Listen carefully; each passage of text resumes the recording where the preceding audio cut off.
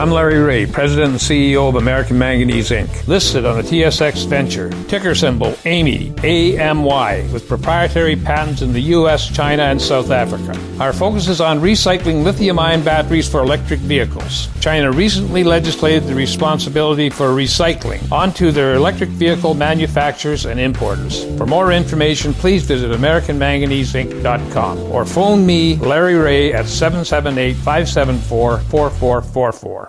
GEM International is a new diamond explorer in the richest diamond producing country in Africa, located next to the fourth largest producing diamond mine in the world. International Spotlight is on an 1109 carat diamond recently discovered in Africa by a fellow Canadian junior with a proven operator and finance team. GEM International trades on the TSX Venture Exchange, symbol GI. Visit us at gemdiamondmining.com. You're listening to HowStreet.com radio, available online at TalkDigitalNetwork.com. Welcome to HowStreet.com radio, the online source for market opinions. Here is Jim Goddard.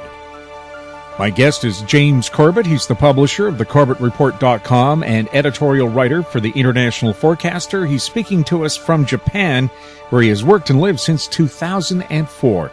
Welcome back to the show, James. Thank you again for having me. Always a pleasure to be here. What kind of fallout are you seeing in Asia from Brexit?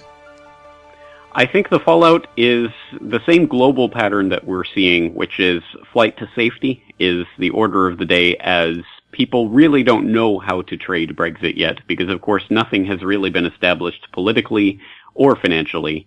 So we don't really know what the ultimate effect of this is going to be, and as a result we see the usual flight to safety that we see in these circumstances. And of course here in Japan, that means that the yen is rising, despite the Abe government's last few years of feverishly attempting to devalue the yen. It is rising once again. And we also see some pretty phenomenal moves in the treasury markets. I suppose it's just par for the course at this point, but we have seen the Japanese 20-year government bond fall below zero to negative 0.005% for the first time ever. And the 30-year yield is at just 0.015%. So people are definitely flocking, as they usually do, to government bonds as the steady place to store their money in times of instability. And I think that's the order of the day post-Brexit. Even though the rates are negative, do they feel if they don't put their money into those bonds, they'll lose even more value? That is the bet. That is that is the reason people would take that losing proposition, is because they fear they would lose more if they weren't putting it somewhere safe like that. So, but of course this is, I mean, really you have to think about the psychology of what people are expecting 20 years from now, or 30 years if they're looking at a 30-year bond. And in those, again, in circumstances like this, people are just looking for something where they at least have a guarantee, a guarantee that isn't really worth the paper it's written on, but still a guarantee that they will at least get this fixed amount, rather than putting it into the black hole of a savings account where who knows what's going to happen with the currency, down the line. And I think that's the calculation people are taking. So people are willing to take a loss as long as they know how much that loss is going to be. And that speaks to how anemic the so-called post-Lehman recovery has been globally, and the fact that it is being derailed right now by things like Brexit. So one can only imagine what's going to happen when more catastrophic events start to occur, and I think they are going to be occurring in the next few years, probably first and foremost in the European banking sector. I understand Italy is very close to having its financial markets collapse. Specifically, its banking sector is really hurting right now. Post-Lehman, they were basically betting on free money from the ECB to prop up all the banks and all the bad loans, so they let the bad loans continue. And that is really starting to catch up with the Italian banking sector right now. And it's gotten to the point where Italy is in crisis. And so we saw a proposal a week or so ago for some sort of ECB bailout of the Italian banking sector, but Merkel basically squashed that. She said, we can't do that because there are rules that we've put in place post-Greece. We've put in various rules about banking bailouts and how they can be done. And the first order of business is a bail-in You have to skim the money off the top of the various stakeholders, the bondholders of the bank and even depositors, before you start to bail out the banking institutions. Italy doesn't want to go through that process, so they managed to get a concession out of the European Commission that has allowed them to create a $150 billion slush fund, liquidity emergency fund for the Italian banking sector. So what we're going to see if that really does calm down the markets and perhaps reverse the trend that we see right now of European banking stocks falling off the cliff. But interestingly, perhaps the most interesting development of all of this is once again we see Germany, Merkel and Schäuble lining up against some of these periphery countries, the so-called pigs countries, basically squabbling over how much the European Union, the ECB, is going to help out and whether or not, who's really calling the shots here. And so you see the Italian Prime Minister, Matteo Renzi, getting more and more whipped into a frenzy about this and coming out and slamming Mario Draghi last week. He's slamming European banks generally and Deutsche Bank in particular right now, saying that that's the true derivative ticking time bomb that's facing Europe. So there are some interesting tensions that I think are definitely coming to the surface post-Brexit, and I think the European banking sector, again, generally is going to be where the first domino to fall in that. Would this give people who voted to leave the EU a lot of maybe self-congratulations that they might be able to avoid getting involved in this stuff? Well, maybe, but then again, the UK hasn't even begun the process for extracting itself from the European Union formally yet. So, and again, we have no idea what it's going to look like on the other side, to what extent the UK will extract itself, or if that will happen at all, really. I mean, it's still completely a big question mark. So I think it's too early for anyone on any side to be celebrating or backslapping or really speculating on what's happening until that Article 50 of the Lisbon Treaty is invoked and the negotiation process starts. It's all just wild guesses and speculation. I remember when London real estate was considered to be bulletproof. I think now a total of 7 UK funds connected to real estate have refused to let people withdraw any more money. There's been a lot of interesting moves like that in the past couple of weeks, and before that, it was the foreign exchanges that were causing some mayhem as people were lining up to try to get out of pounds and get into euros, and we had at least one major foreign exchange trader in London stopping all online transactions and limiting the amount of physical transactions that people could do, because basically everyone was trying to sell all their pounds all at once. So there's definitely moves like that, and again, it's too early to say definitively what's going to happen, but there's certainly been a lot of talk of various financial institutions, banks, and corporations planning maybe potentially to move headquarters from London into Europe somewhere. So again, it's certainly going to have an effect, but what that effect is remains to be seen. Do you actually have to be in Europe to do business in Europe? Certainly not, but you obviously do get different laws, different regulations, different rules, and different access to the European market if you are in the European market rather than being outside of it. And I think there are a lot of banks and companies that are worried about having to renegotiate all of their terms on which they're currently operating in order to be able to operate.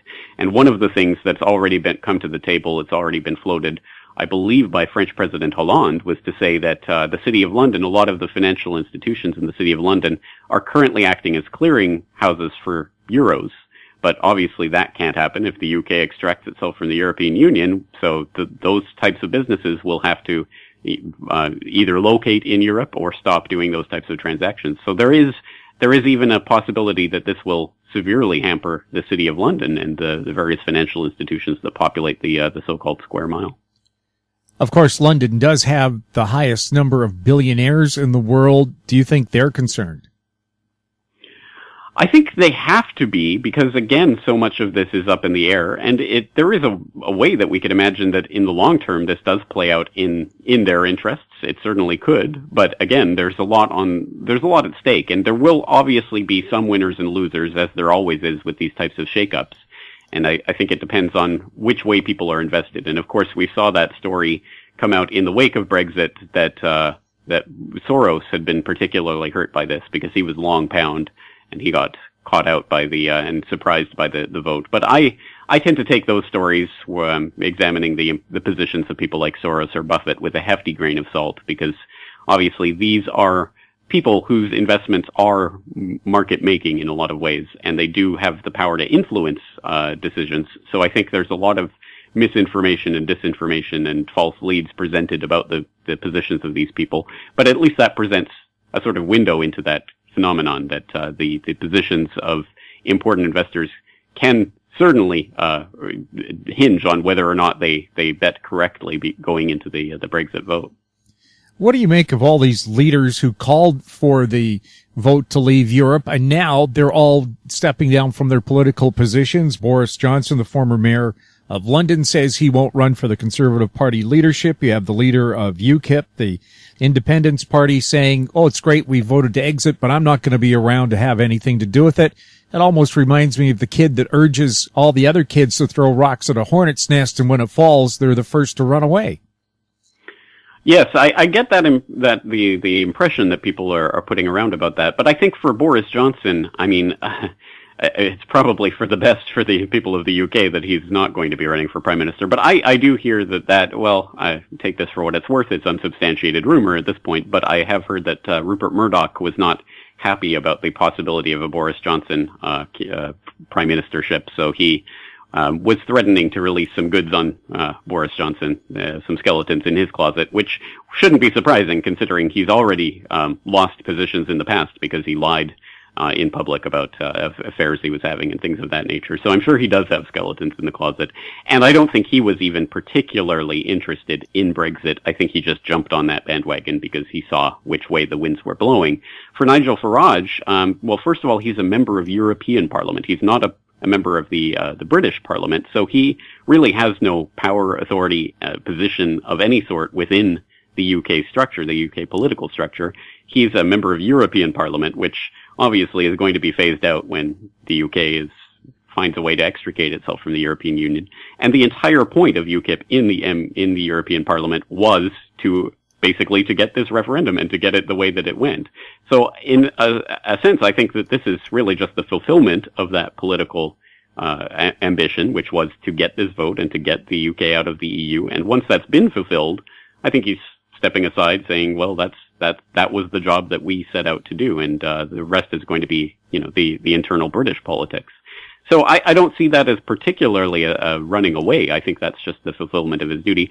I would actually like to see more politicians have a clear goal in mind, set their sights on that, work towards it, and when it is reached, step aside. I think that's actually probably a positive example for other politicians to follow. We'll have more with James Corbett right after the break. I'm Larry Ray, President and CEO of American Manganese Inc., listed on the TSX Venture, ticker symbol AMY, A-M-Y, with proprietary patents in the U.S., China, and South Africa. Our focus is on recycling lithium-ion batteries for electric vehicles. China recently legislated the responsibility for recycling onto their electric vehicle manufacturers and importers. For more information, please visit AmericanManganeseInc.com or phone me, Larry Ray, at 778-574-4444.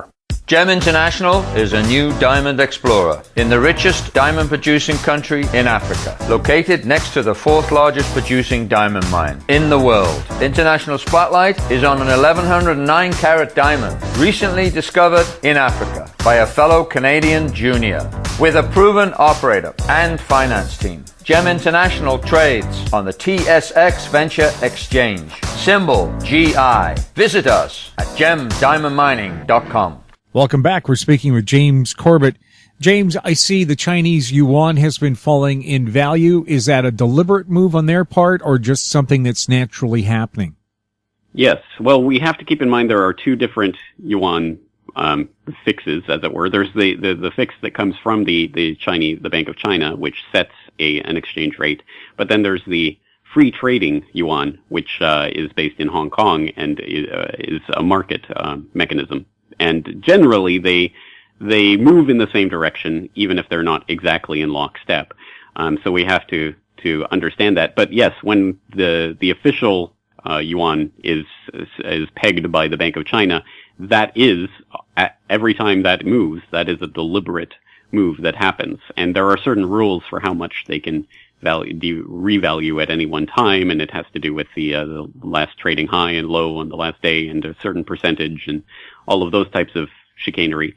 But it is ultimately a decision. And there are some that are calling for, and have been calling for some years, for China to enter a real bear territory in the near future, and the only way out will be a giant devaluation of the yuan. That is kind of the black swan event that some investors, like Kyle Bass and others, are warning about and saying is a looming reality. And if that does happen, if a giant devaluation in the yuan is coming later this year or next year or whenever it does, that would be a global market-shaking event on the scale of something like a Lehman or perhaps even worse. Of course, that would make it cheaper to buy Chinese goods, but could they afford to buy Canadian or other natural resources to make those goods? Well, or could their economy, is it growing in a way that they even need those resources in the same way that they have over the past couple of decades? I think that's another part of all of this, is that the slowdown in the Chinese economy is very real, and it has obviously been slowing down, I mean, quite observably so, and even officially so in the last couple of years. But I think we've seen this happening since the global economic collapse or calamity of 2008. And they've been trying to plug that hole with anything that they can. And Reuters actually has an interesting article up just from a few hours ago. China's innovation economy, a real estate bubble in disguise, ? Talking about the Chinese government, which in its centrally planned way is calling for an innovation-driven economy. And whatever that means, it is being interpreted by Chinese entrepreneurs as, oh, okay, this is going to be the next, bubble. This is going to be the next bandwagon to hop on. So let's build innovation centers. So these innovation centers have been popping up all around China, and within the next 5 years, they're expected to be 5,000 of them across the country. What these are actually going to accomplish economically remains to be seen, but it is turning into something of a real estate bubble where people are just buying land and putting up these buildings and hoping that there will be some sort of Chinese government program to come along to fill them. And this is, of course, exactly how these centrally planned economies always work. There's some sort of perhaps well-intentioned, maybe, and perhaps thought through a proposal from the top, and then everyone rushes in to try to jump on it and take advantage of it, and it ends up vastly skewing the entire market and making it all seem nonsensical in the end, and perhaps quite dangerous, as it does start to form a bubble that obviously will have to either be filled by the Chinese government or they will have to step away from it and cause a lot of pain. And that's the perennial problem of China. And I don't think there's a way out of that. I think that this is the state of their economy. They can continue, as they have for the last several years, trying to continue the Chinese dragon, not through productive economic activity, but through basically inflating real estate bubbles and or just pumping liquidity into the banks. But I don't think that's ultimately sustainable. And I think that's why there are a growing number of bears that are looking for that Chinese devaluation in the future. Well, I know one of the criticisms of these big empty cities that were created was that they didn't have universities planned. Maybe perhaps these innovation centers are these centers of high learning that those cities lacked. It could be. It certainly could be. And I guess from the Chinese perspective, one would hope so. One would hope that there would be something actually useful to fill this. If there is anything to be said by the Chinese debt bubble that has continued the growth of the Chinese economy for the last several years, it is that a lot of that debt has been spent on infrastructure, actual usable, tangible things, rather than, for example, in the American phenomenon where trillions were just pumped into banks, which ended up largely being parked at the Federal Reserve doing nothing, which is obviously something that only benefits those with access to the banks and not the average American citizen. These are things that at least theoretically can help the Chinese people. There is infrastructure building that's going on. It is certainly transforming the look at the feel, the nature of China. But again, it's not a sustainable way of growing the economy, and I think they're going to have to pay the piper for all of that at some point. But at the end of the day, they might at least be holding some, new highways and new buildings and structures that might form the basis of a productive economy in the future. The Chinese government, of course, has never encouraged individual thought or creative thought because, of course, so often that's considered to be anti-establishment. How are they going to get people to all of a sudden open their minds to create new things when for decades they've been suppressed from being creative?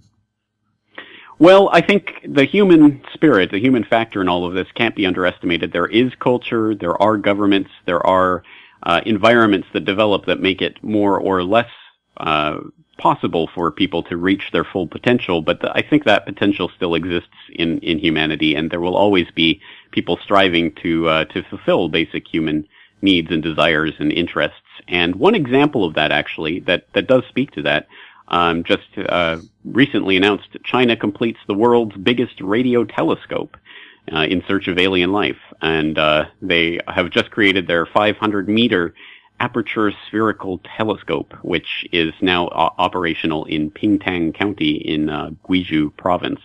And so this is a major institution. It's a $180 million 500-meter radio telescope that's now going to be looking for gravitational waves and signs of intelligent life in the universe and things of that nature. And I think the interesting and important part of this is that China is in some ways starting to leapfrog over the rest of the world in terms of the amount, certainly, that it's spending on scientific research, and also the accomplishments of that. In fact, China is now second only to the U.S. in terms of its research spending and the number of scientific papers being published in the country. So that is a sign that even within a heavily controlled top-down system that does in many ways suppress creativity and individual thought, there still can be that room for people to be humans and to continue that exploration that is a fundamental part of what it means to be human. And the U.S. has always maintained that there's no way we can be surpassed as the number one scientific nation in the world. How close is China? It's close and closing in as well, which is important. And I mean, I think that question of whether the U.S. is really the world's leader in science is at least questionable when you think that a lot of the people who are spearheading the research that goes on in the United States are not Americans. There's an awful lot of people from other countries. I mean, it's a truism. There are more PhDs and engineers in India than have ever existed in the United States, and a lot of them end up not being able to really work in the fields that they choose because there are so many and there is not a lot of economic opportunity for them. But still, there's a lot of research and innovation and bright minds all around the world, and it's to the detriment of everyone if we only think within national borders and only care about sort of national prestige research rather than looking at the bigger picture, which is, of course, the way forward for humanity to try to solve the problems that we're all interested in solving. James, thank you so much for chatting with us. Thank you for having me on. My guest has been James Corbett, publisher of the CorbettReport.com and editorial writer for the International Forecaster. He was speaking to us from Japan. You're listening to HowStreet.com radio. You can find us on Twitter at TalkDigitalNet or check out our popular YouTube channel, Talk Digital Network. Questions for the show can be sent to info@HowStreet.com. I'm Jim Goddard. Thanks for listening. Comments made on HowStreet.com radio are an expression of opinion only and should not be construed in any matter whatsoever as recommendations to buy or sell any financial instrument at any time. Available online at TalkDigitalNetwork.com. HowStreet.com radio is a production of HowStreet Media Incorporated.